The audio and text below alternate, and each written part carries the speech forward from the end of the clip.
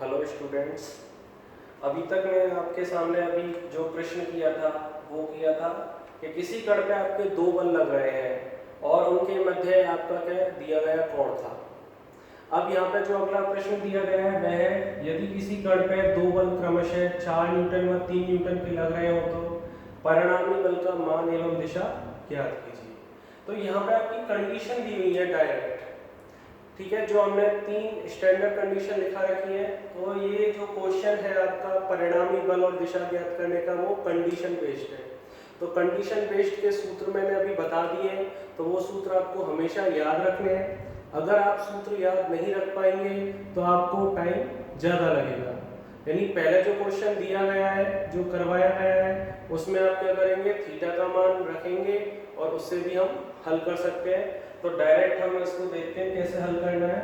तो हमेशा ध्यान रखें आपको जो बल दिए गए हैं, तो बल आपका क्या है, सदिश राशि है, लेकिन यहाँ 4 न्यूटन व 3 न्यूटन, तो ये आपका क्या है, परिमाण हो गया।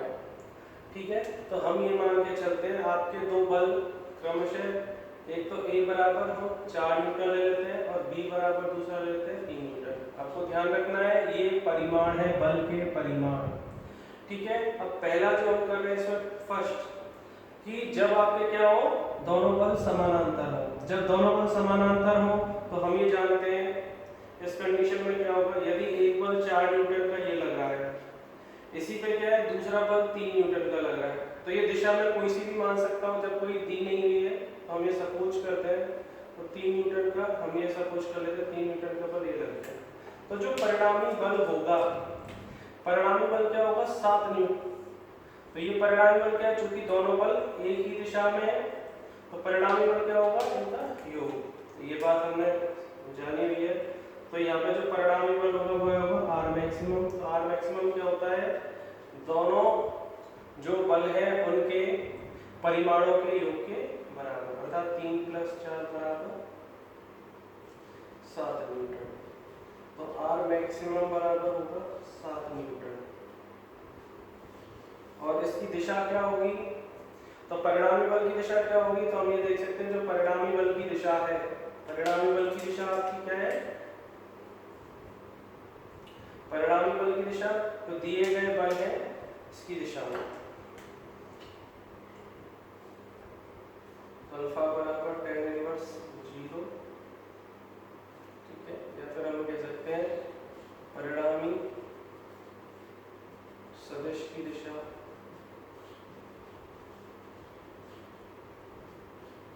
परिणामी सदिश की दिशा बलों की दिशा में होगी। ये आपको ध्यान रखना है, सीधा सीधा सूत्र होता है, ये आपको बताया हुआ डायरेक्टली। अब हम दूसरा वाला क्वेश्चन देखते हैं इसका।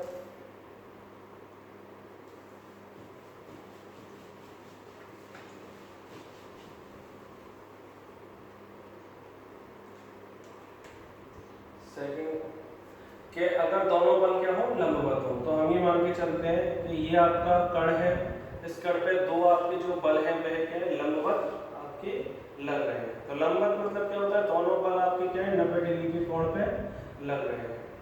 तो मैं ये मान के चलता हूँ ये 4 न्यूटन वाला बल है, ये 3 न्यूटन वाला बल है। देखो बल सदिश राशि है, जो 4 न्यूटन लिखा हुआ है ये आपके क्या है, परिमाण है। अब चूंकि दिशा हम क्या है सिर्फ सपोज कर रहे हैं, भाई दोनों दिशाओं में आपका क्या होना चाहिए, 90 डिग्री का कोण बनना चाहिए। वो कैसे भी हो सकता है, आप चाहे कोई सा भी आप ले लें, इससे कोई फर्क नहीं पड़ता है। ठीक है, तो हम इस तरह के क्वेश्चन को इस तरह से सपोज करके मान सकते हैं कि दोनों के मध्य 90 डिग्री का कोण है। अब यहाँ पे हम क्या जानते हैं, जो परिणामी जो बल होगा, जो परिणामी बल का जो परिमाण होगा वह क्या होता है, इसका सूत्र होता है आर बराबर कि जब दो बल आपके क्या हो, अगर दोनों लंबवत हो तो परिणामी जो बल का परिमाण होगा वह क्या होगा, पहले बल का परिमाण का वर्ग दूसरे बल के परिमाण का वर्ग का वर्ग।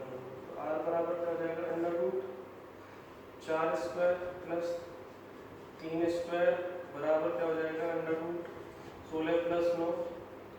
आर बराबर वर्गमूल √25 बराबर 5। अब चूंकि परिणामी बल का जो परिमाण है हमेशा धनात्मक होता है, तो तरीका तो ये होता है, इसको इस तरह से लिखना चाहिए परिणामी बल का परिमाण। तो हम कई बार सपोज ये कर लेते हैं, इस तरह की हम इसको इस्तेमाल कर रहे हैं। R बराबर होगा 5 न्यूटन, ठीक है। और इसकी जो दिशा होगी वह क्या होगी, और इसकी दिशा क्या होगी,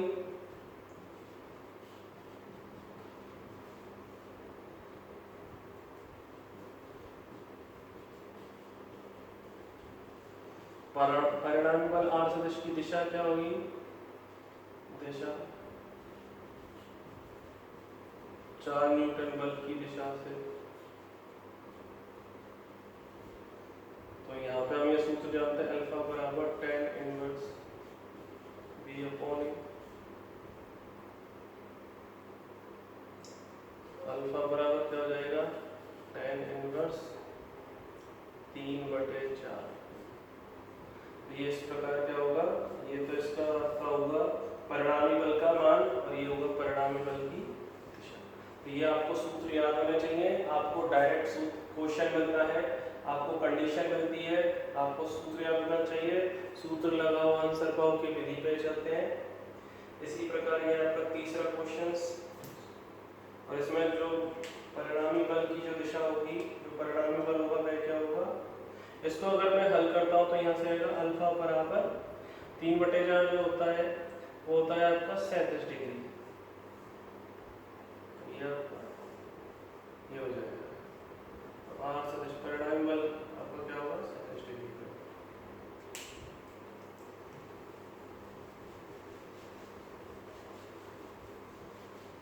यहाँ पे आपको ये ध्यान रखना है, अगर दोनों बल, अगर आपके लगने वाले दोनों बल परिमाण में समान है, तो जो परिणामी बल, यानी सेकंड वाली कंडीशन के लिए कह रहा हूँ, अगर दोनों बलों के परिमाण समान है और वे एक दूसरे के लंबवत हो, तो जो परिणामी बल होगा वह क्या होगा, आपका मध्य में होगा, अर्थात 45 डिग्री का कोण बनाएगा। ये आपको ध्यान रखना है, कई बार कंपटीशन में आ चुका है। हम तीसरी कंडीशन की बात करते हैं। तीसरी कंडीशन क्या है, यदि आपके क्या हो, दोनों लगने वाले बल, किसी कण पे जो लगने वाले दोनों बल है वे क्या है, विपरीत है। तो जैसे सपोज करते हैं कि एक बल में ये मान लेता हूँ 4 न्यूटन का बल इस दिशा में लग रहा है, 3 न्यूटन का बल इस दिशा में लग रहा है। तो लगने वाले बल, अब चूंकि दोनों बल क्या है, विपरीत है या प्रति समानांतर है, ये आपको याद रखना है। ये इस तरह की कंडीशन होती है प्रति समानांतर की, यानी दोनों बल एक दूसरे के विपरीत होते हैं। तो इस कंडीशन में क्या होता है, इस कंडीशन में सूत्र होता है कि आपका जो परिणामी बल का जो परिमाण होगा वह आपको क्या होता है, न्यूनतम होता है, न्यूनतम होता है। अब अधिक परिमाण में से आपको कम परिमाण, तो अधिक a माइनस b, अर्थात क्या हो जाएगा 4 माइनस 3। अर्थात जब आपके किसी कण पे लगने वाले दोनों बल आपके क्या है, अगर विपरीत दिशा में है, तो आपका जो परिमाण होगा, परिणामी बल का जो परिमाण होगा वह क्या होगा, 1 न्यूटन होगा।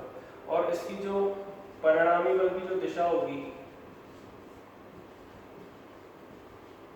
जो परिणामी बल की जो दिशा होगी वह क्या होगी, तो आपको ये चीज साफ दिख रही होगी। अगर किसी बिंदु पे 4 न्यूटन का बल इधर लग रहा है राइट हैंड साइड, 3 न्यूटन का बल लेफ्ट हैंड साइड लग रहा है, तो 4 न्यूटन के बल की होगी 4 न्यूटन की तरफ ही होगी। तो हम ऐसे मान सकते हैं ये 4 न्यूटन की तरफ।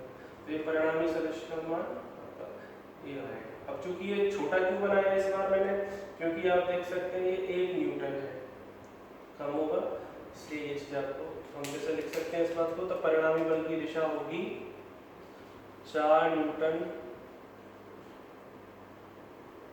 4 न्यूटन परिमाण वाले बल की तरफ।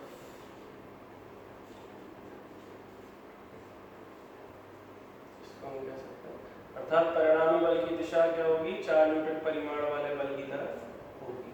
तो इस प्रकार से ये सवाल हल होते हैं।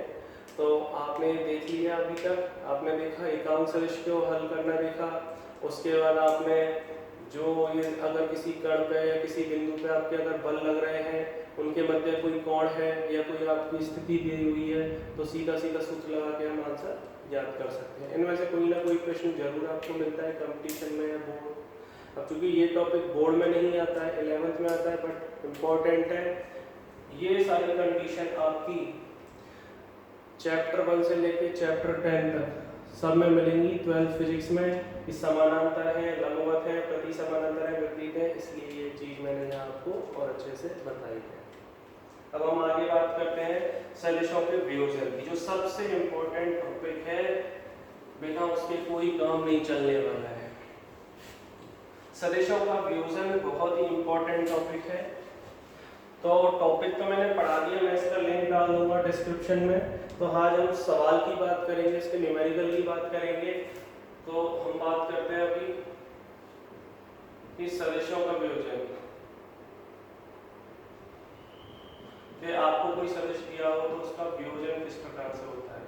सबसे पहले आपको ये पता होना चाहिए सदिशों का वियोजन का अर्थ क्या होता है। यदि किसी सदिश को घटकों में वियोजित किया जाता है, यदि कोई सदिश घटकों के अंदर वियोजित किया जाता है, तो यदि उन्हीं घटकों को परस्पर जोड़ दिया जाए तो वापस से वही सदिश का निर्माण हो जाता है। तो यही क्या कहलाता है, सदिशों का वियोजन कहलाता है। तो सबसे पहले हम एक चीज जानते हैं कि अगर मैं बात करता हूँ सदिश की, अगर मैं बात करता हूँ कि भाई सदिश है, तो सदिश में ये मान के चलूंगा कि मेरे पास कोई एक सदिश है, ए सदिश, इसको हम पढ़ते हैं ए सदिश। तो ये एक सदिश है। अब हम कहते हैं कि किसी सदिश के घटक, किसी ए सदिश के घटक, तो ये हो गया आपके ax, ay, az। आपको समझ रहा है। अगर मैं बोलता हूँ कि कोई सदिश, तो हम उसको ए सदिश लेके चलेंगे। फिर मैंने बोला कि कोई ए सदिश के घटक है ax, ay, az। तो ax का मतलब होता है x अक्ष की दिशा में, x अक्ष की दिशा में ए सदिश का घटक या ए सदिश का परिमाण, y अक्ष की दिशा में ए सदिश का परिमाण, और ये होता है z अक्ष की दिशा में ए सदिश का परिमाण। ये बात आपको अच्छे से क्लियर होनी चाहिए।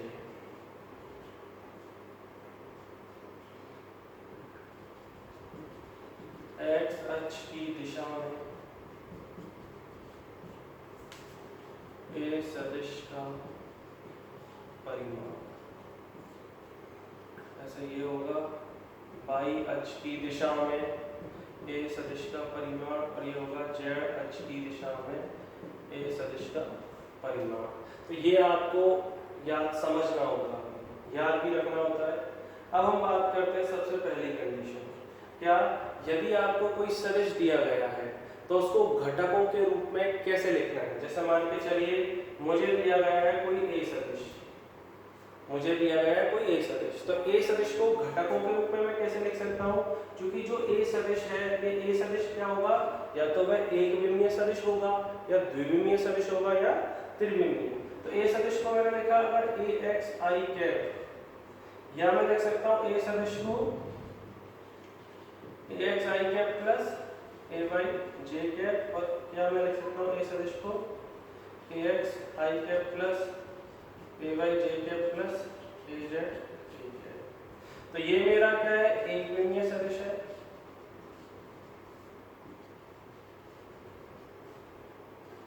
ये द्विविमीय सदिश है, ये बात मैं सारी बता चुका हूँ कल की क्लास में।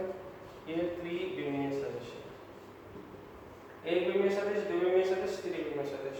तो ये सदिश क्या, हम कैसे इसको जानेंगे। ए सदिश आपका क्या है, आई कैप क्या होता है, एक्स अक्ष की दिशा में। आई कैप क्या बताएगा, हमेशा एक्स अक्ष की दिशा में। तो एक्स अक्ष की दिशा में ए सदिश का जो एक परिमाण है वो है ए एक्स। यहाँ क्या है, जो दिया गया सदिश है दो अक्षों पे विभाजित हुआ है। ठीक है, ये जो सदिश है दो अक्षों पे विभाजित हुआ है, यहाँ पे दिया गया सदिश तीन अक्षों पे विभाजित हुआ है। तो दो अक्ष इसमें कौन कौन सी है, अगर आई कैप है तो ये एक्स अक्ष है, जे कैप क्या होता है वाई अक्ष। तो एक्स अक्ष का घटक ये वाई अक्ष का घटक। इस प्रकार ये एक्स वाई जेड, एक्स अक्ष का घटक, वाई अक्ष का घटक और जेड अक्ष का घटक। तो ये बात आपको अभी क्लियर होनी चाहिए। दूसरी बात क्या होती है, यदि आपको घटक दिए गए हैं एक्स अक्ष के, तो एक्स अक्ष, तो एक्स का मतलब क्या है, एक्स अक्ष की दिशा में, एक्स अक्ष की दिशा में ए सदिश का घटक, वाई अक्ष की दिशा में ए सदिश का घटक, जेड अक्ष की दिशा में ए सदिश का घटक। तो यदि आपको घटक दिए गए हैं तो घटक भी है तो आप क्या करें, किसी भी सदिश का निर्माण आसानी से कर सकते हैं। यहाँ सदिश से घटकों के रूप में तोड़ा है, अगर आपको घटक दिए गए हैं तो हम सदिशों के रूप में, तो यही इक्वेशन आपको दोबारा से लिखने में आ जाएगी।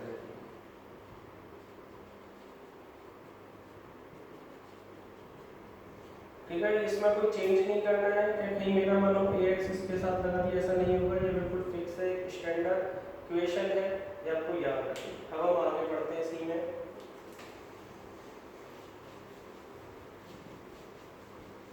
जो सवाल वगैरह पूछे जाते हैं किस तरह से किए जाते हैं, मेन उद्देश्य मेरा ये है।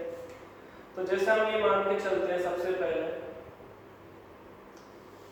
कि ये मेरी x अक्ष है, ये मेरी y अक्ष है, ये मेरी x अक्ष है, ये मेरी y अक्ष है। x अक्ष की दिशा में जो एकांक सदिश होगा वो i कैप होगा, y अक्ष की दिशा में जो एकांक सदिश होगा वो j कैप होगा। ठीक है, ये मेरा मूल बिंदु ओरिजिन हो गया। अब मुझे क्या दिया गया, एक सदिश दिया गया, मैं ये मान के चलता हूँ मेरे पास एक सदिश है a सदिश, तो a सदिश का जो परिमाण होगा वह क्या होगा, a सदिश का परिमाण।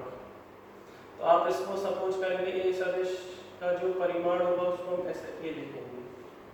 तो आपको क्या दिया हुआ है, x अक्ष पर एक a सदिश दिया गया है। अब हम क्या करेंगे, a सदिश, तो a सदिश दिया हुआ है। अब a सदिश को हम कैसे लिख सकते हैं, a सदिश का जब हम क्या करेंगे, वियोजन करेंगे, घटक करेंगे, तो हम ये सपोज करते हैं कि a सदिश का x अक्ष की दिशा में जो घटक है वो ax है, a सदिश का y अक्ष की दिशा में जो घटक है वो ay है। तो अब हम क्या लिख सकते हैं, अब आप ये मान के चलिए, इस तरह से मैं बताता हूँ, ये आपकी जो है ये आपका संख्यात्मक मान हो गया, यानी ये परिमाण हो गया। तो a सदिश का ये आपका क्या है, ये परिमाण है और ये दिशा है, तो हम इसको इस तरह से लिख सकते हैं ax i है, और यहाँ पे इस तरह से लिखा सकता है ay j है। तो a सदिश आपका क्या होगा, तो a सदिश, तो यदि आपको कोई सदिश दिया गया है तो उसके जो उसका द्विविमीय घटक होगा तो वह क्या होगा, ax i के प्लस ay j है। यदि मैं त्रिविमीय घटक की बात करूं, त्रिविमीय घटक क्या होगा, ax i के प्लस ay j के प्लस az। हम इतनी बात करेंगे, मेन आपका द्विविमीय घटक के बारे में ज्यादा सवाल आते हैं, बाकी तो ये पार्ट मैथ में चला जाएगा। तो यदि मैं बात करता हूं यहाँ पे,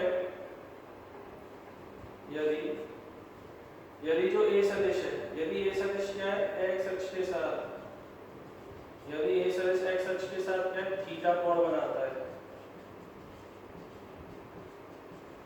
यदि a सदिश x अक्ष के साथ थीटा कोण बनाता है तो क्या होगा, a सदिश x अक्ष के साथ थीटा कोण बनाता है, तो चलो थीटा कोण बना लेते हैं यहाँ पे।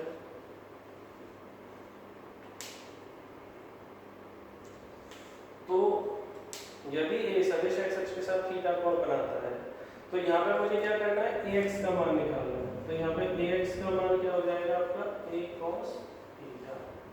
ठीक है, x अक्ष की दिशा में a सदिश का घटक, तो a आपका क्या है, a सदिश का परिमाण है, तो a cos थीटा, ऐसे ay बराबर क्या हो जाएगा, a sin थीटा। ये कैसे आया, इसको ध्यान रखने के लिए सिर्फ यही है, ये अगर ax है तो ये आपका क्या हो जाएगा, ay सदिश के रूप में लिख सकते हैं इनको। तो त्रिभुज का नियम अप्लाई कर सकते हैं। तो cos थीटा आपका क्या होता है, आधार बटे कर्ण, तो आधार क्या हो जाएगा आपका ax और कर्ण आपका क्या हो जाएगा a, तो इसलिए क्या हो जाएगा ax बराबर a cos थीटा। इसी प्रकार sin थीटा क्या होता है आपका लंब बटे कर्ण, तो लंब बटे कर्ण हम देखेंगे तो लंब बटे कर्ण, ये क्या हो जाएगा ay बटे a, अर्थात ay बराबर क्या हो जाएगा a sin थीटा।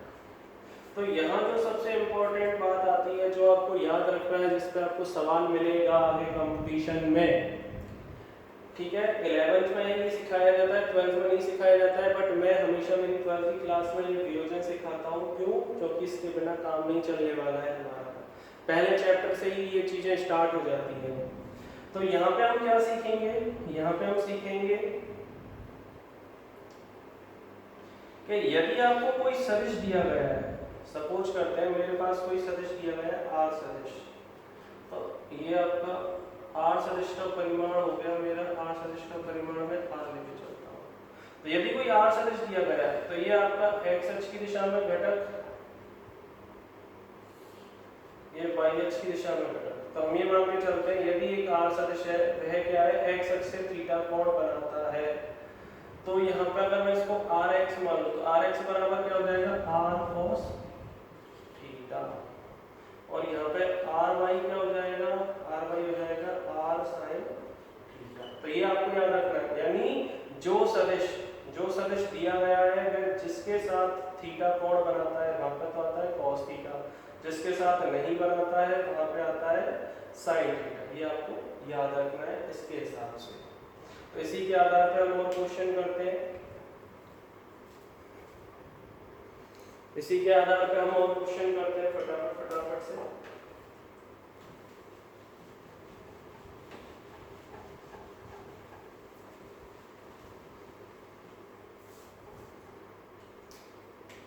जैसे सपोज करते हैं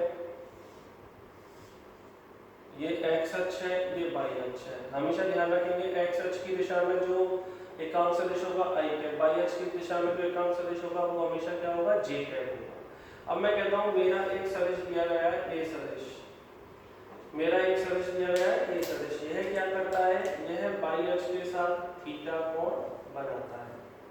मेरे पास एक सदिश दिया गया है ए सदिश, यह क्या करता है, वाई अक्ष के साथ थीटा कोण बनाता है। तो इस दौरान आपको क्या करना है, वो कहता है कि आप ए सदिश का एक्स अक्ष की दिशा में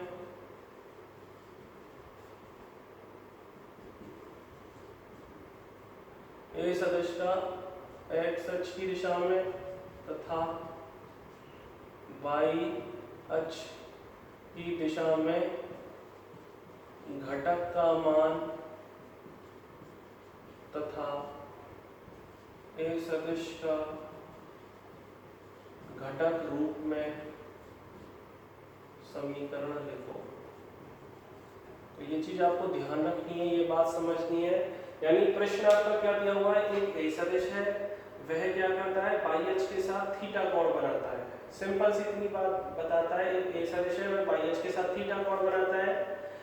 तो हमें क्या करना है, ए सदिश का एक्स अक्ष की दिशा में तथा वाई अक्ष की दिशा में एक तो घटक का मान निकालना है तथा ए सदिश का घटक रूप में समीकरण लिखना है।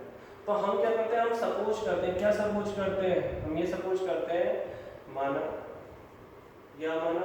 माना जो ए सदिश है, माना ए सदिश का एक्स अक्ष की दिशा में घटक क्या मान लिया हमने, ax। माना ए सदिश का एक्स अक्ष की दिशा में घटक ax है, वाई अक्ष की दिशा में घटक ay है। तो सीधा सा यहाँ से क्या हो जाएगा, यहाँ से सीधा सा हम ये लिख लेते हैं, अतः ax बराबर क्या हो जाएगा, ax बराबर अब जिसके साथ कोण बना है उसको तो cos थीटा, जिसके साथ तो ax बराबर ये हम मान लेते हैं, हम ये मान के चलते हैं कि ए सदिश का जो परिमाण है वह अगर a है, अतः ax बराबर क्या हो जाएगा, a sin थीटा, और ay बराबर क्या हो जाएगा, a cos थीटा। तो ये चीज आपको ध्यान रखनी है, यानी जिसके साथ कोण बन रहा है उसके साथ आएगा cos थीटा, जिसके साथ नहीं बन रहा है sin थीटा। तो ax अगर मैंने ये माना है ax और ये माना है अगर ay, तो ax बराबर क्या होगा, इस सदिश का परिमाण यदि a है तो a sin theta, a cos theta. अब अगर वो कहता है सदिश ऊपर लिखा है तो हम जानते हैं ax sin के प्लस ay j, क्यों, क्योंकि ये दो सदिश के रूप में है। इस प्रकार हम लिख सकते हैं तो a सदिश बराबर क्या होगा, x की जगह लिखेंगे a sin थीटा i के प्लस ay की जगह लिखेंगे a cos थीटा j। तो इस प्रकार से हम क्या लिख सकते हैं, किसी सदिश को घटकों के रूप में हम लिख सकते हैं। तो यहाँ पे आपको क्या होता है, a सदिश का परिमाण, तो a सदिश का परिमाण आपको ज्ञात होता है, थीटा का मान ज्ञात होता है, तो यहाँ पे घटकों के मान निकल के आ जाते हैं। तो इस प्रकार से इस सवाल को हम हल कर सकते हैं। तो ये बात आपको ध्यान रखनी है, ऐसा नहीं है कि a cos theta a sin theta याद रखते हैं, ऐसा नहीं रखते हैं। सिर्फ हमें ये याद रखना होता है कि दिया गया सदिश किसके साथ कोण बना रहा है। तो इसी के आधार पर और आगे सवाल हल करते हैं।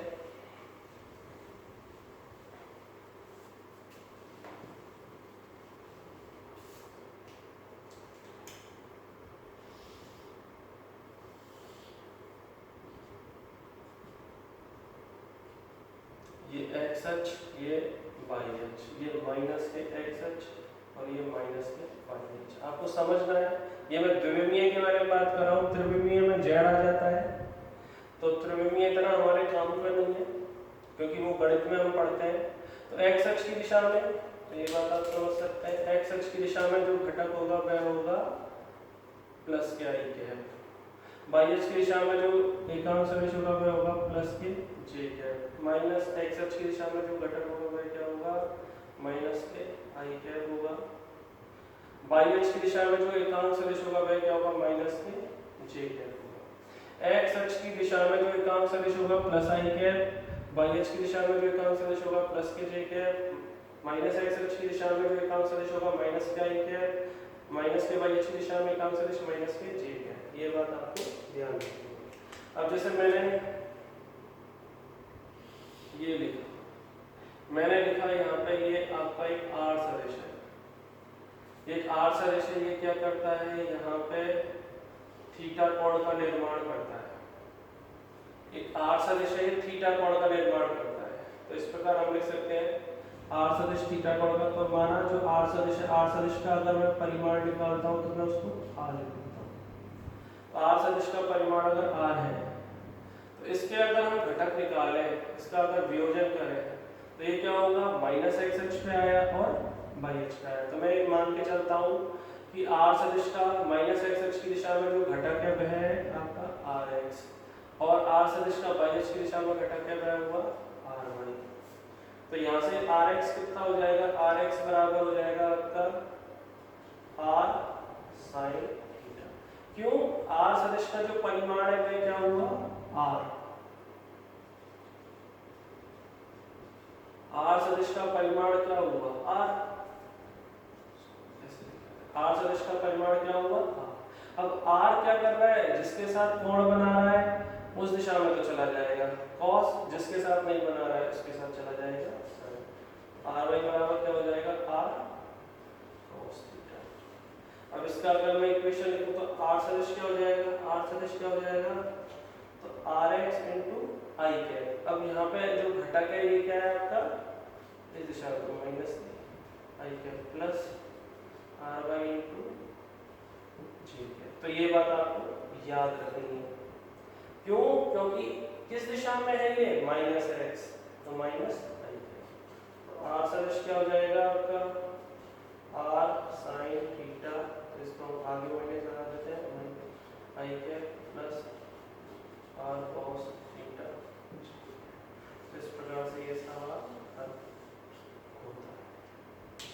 ठीक है, अब जैसे एक सवाल और लेते हैं हम।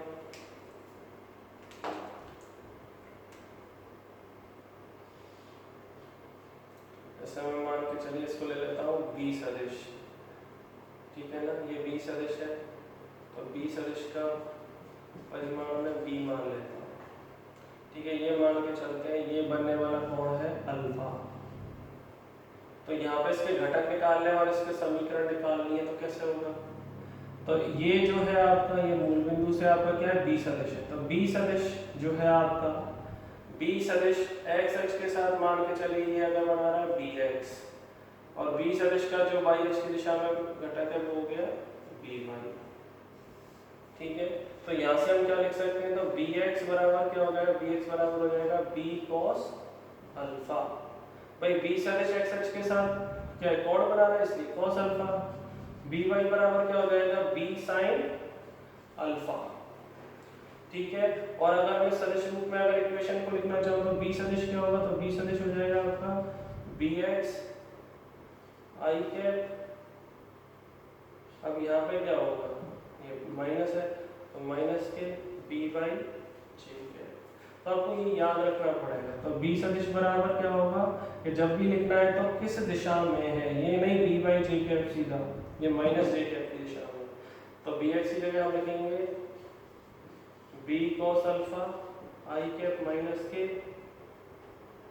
B sine alpha J cap. तो इस प्रकार से हम क्या लिख सकते हैं, किसी भी सदिश के घटक निकाल सकते हैं और उन घटकों से हम क्या कर सकते हैं, एक सदिश की समीकरण को प्राप्त किया जा सकता है। तो ये बात आपको समझ में आनी चाहिए।